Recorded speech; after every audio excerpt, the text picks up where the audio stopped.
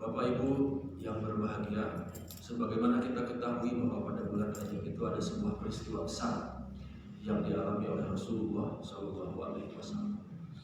Peristiwa itu adalah Isra Mi'raj.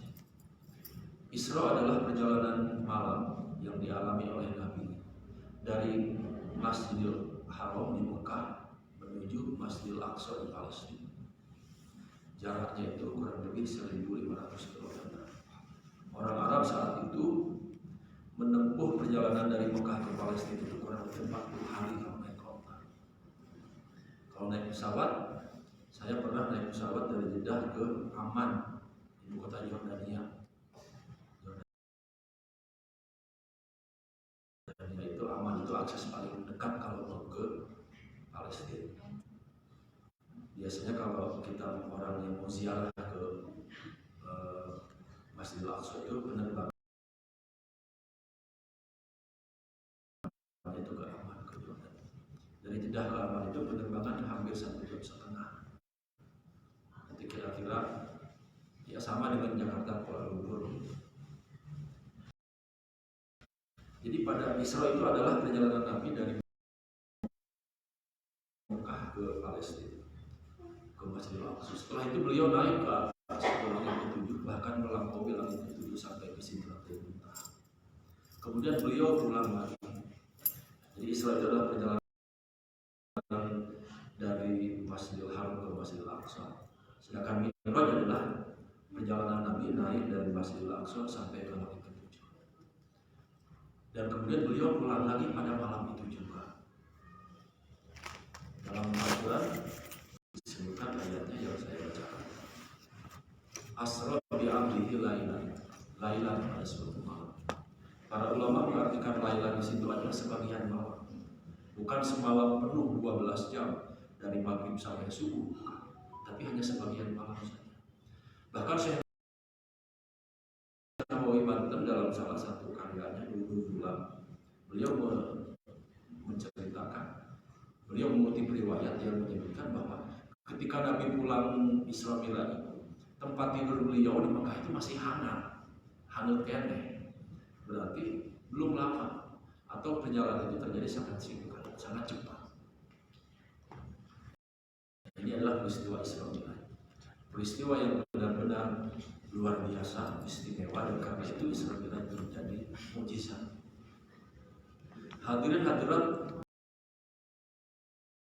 yang berbahagia, sepulangnya Nabi dari perjalanan Isra Mi'raj, orang Mekah, orang Quraisy itu terbagi dalam 3 kelompok.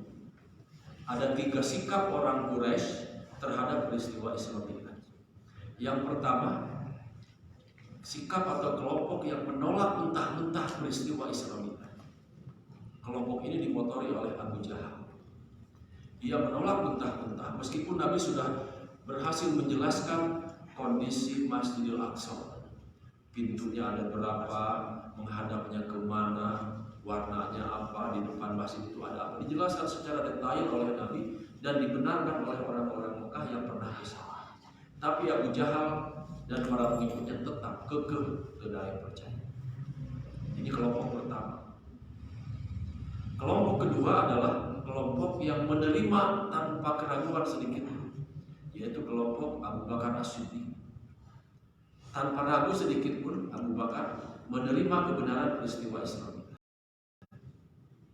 Bahkan kata Abu Bakar, meskipun lebih hebat, lebih aneh dari itu, kalau yang menceritakannya Nabi, aku akan percaya, kata Abu Bakar. Karena itulah Abu Bakar yang nama aslinya adalah Abdullah bin Abi Quhafah, sejak peristiwa itu mendapat julukan As-Siddiq, orang yang membenarkan peristiwa Isra Mi'raj. Ini kelompok kedua. Nah, ada kelompok ketiga. Kelompok ketiga ini kaum munafik. Mereka yang meragukan peristiwa Isra Mi'raj. Ari percaya nggak sapi ragu. Mau percaya rasa-rasanya nggak masuk akal. Masa sih seorang manusia bisa naik ke langit, bisa pulang pada malam itu juga. Zaman hari itu belum ada pesawat. Tapi kalau nggak percaya, mereka juga mengakui bahwa Muhammad itu tidak pernah berbohong.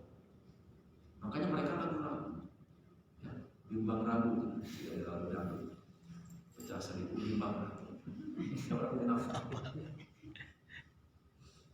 Bapak Ibu sekalian yang berbahagia, nah 3 sikap kaum Quraisy terhadap Isra Mi'raj itu adalah gambaran 3 sikap manusia terhadap ajaran Islam di zaman now ini. Artinya pada zaman kita sekarang ini ada 3 sikap umat manusia terhadap ajaran Islam. Ini barangkali poin yang perlu kita refleksikan. Yang pertama, Abu Jahal yang menolak mentah-mentah ajaran Islam. Di zaman modern pun ada Abu Jahal modern.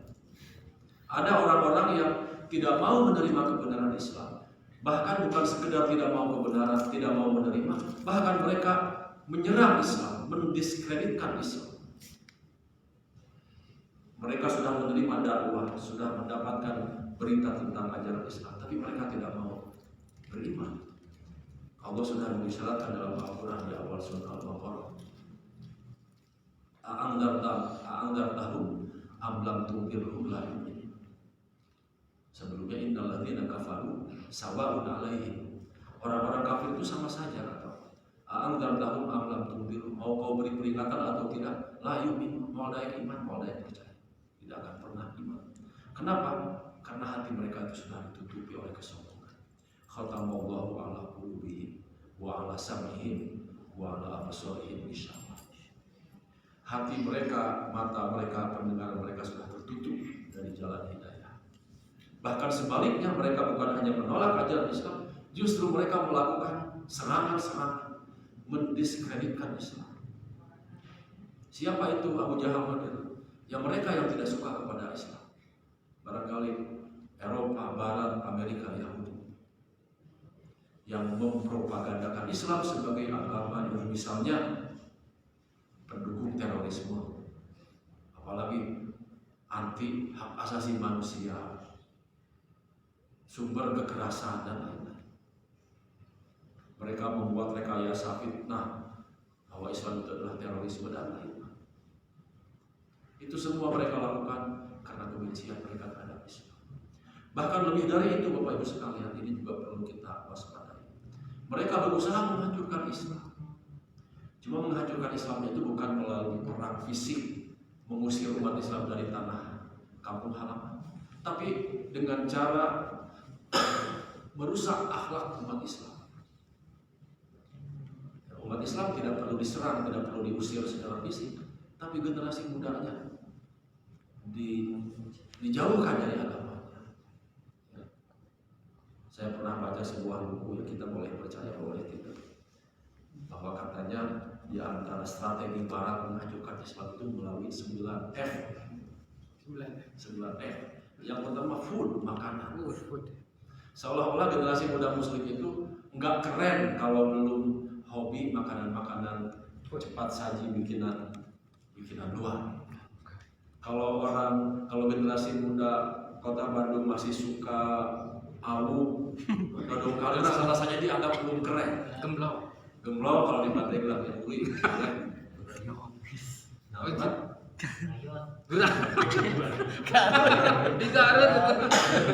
Seolah-olah nggak keren kalau anak muda Muslim masih suka gemblong atau awu, sorandi ya.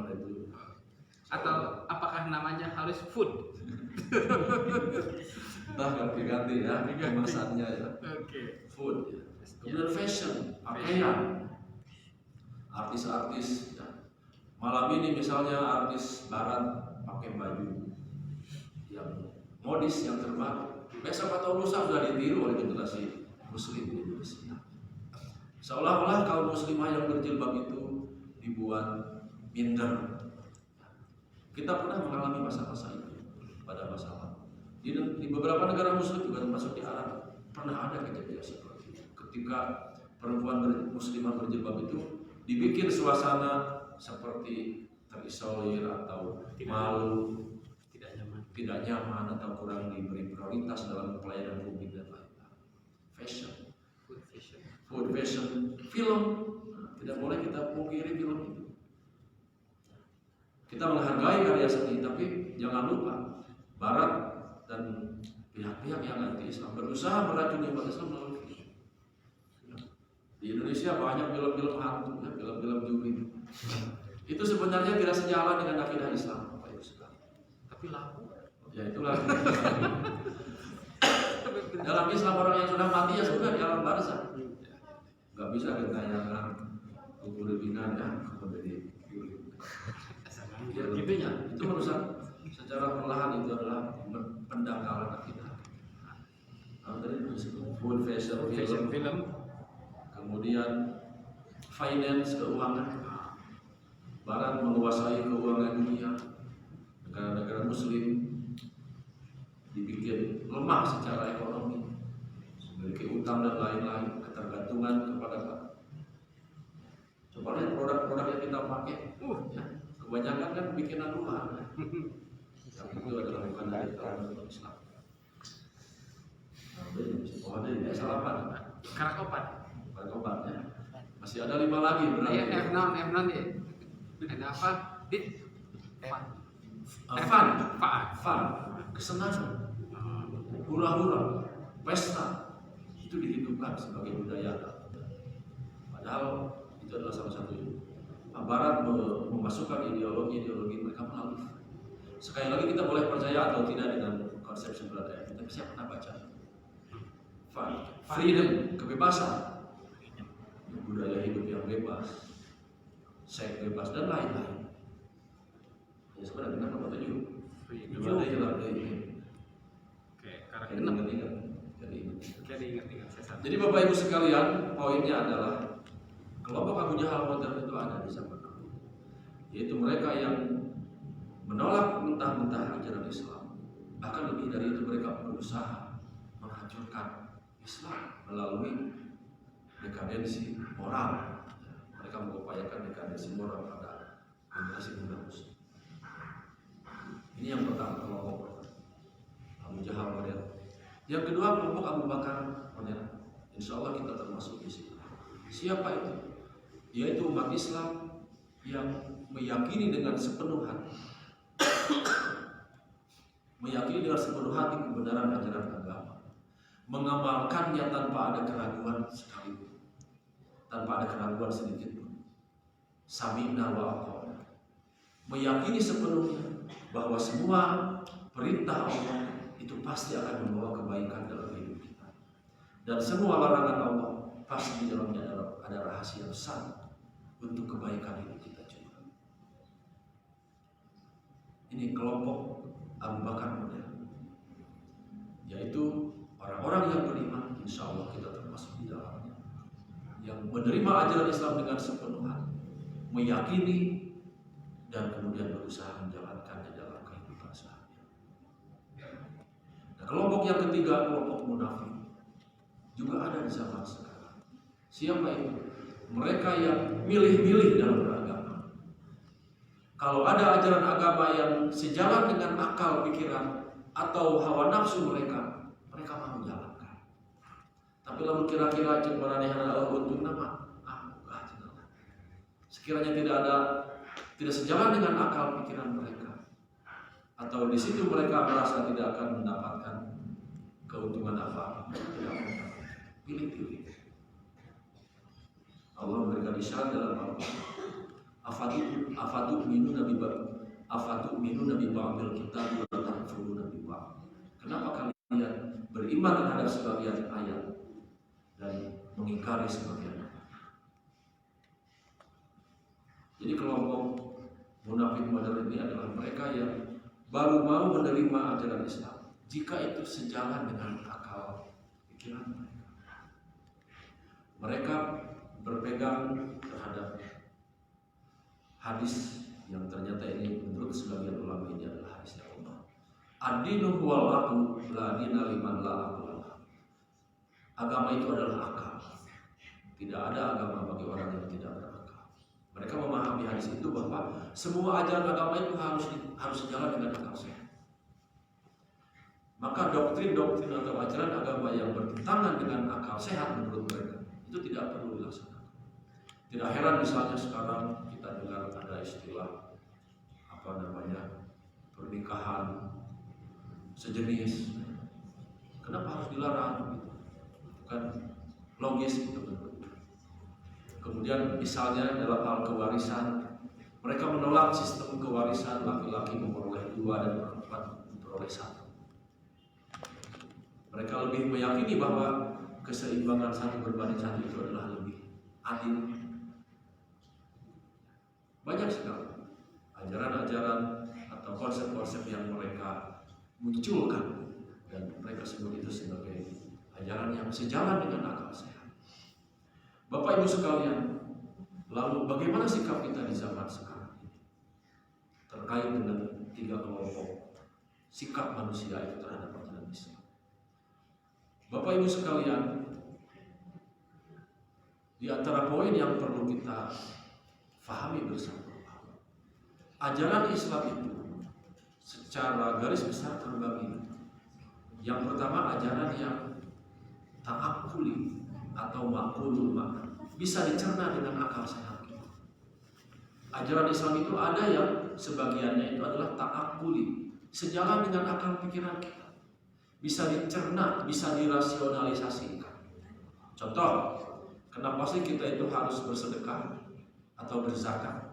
Oh, zakat atau sedekah itu bisa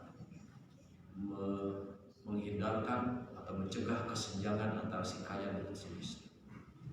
Zakat atau sedekah itu ternyata bisa membangun kasih sayang di antara sesama umat manusia.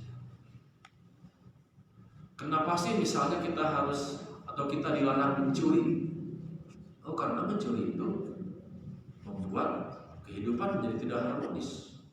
Ada orang yang dirugikan, ada orang yang akan bersedih, dan seterusnya. Itu ajaran-ajaran yang ta'akkuli, bisa dicerna oleh akal sehat kita, bisa dirasionalisasikan.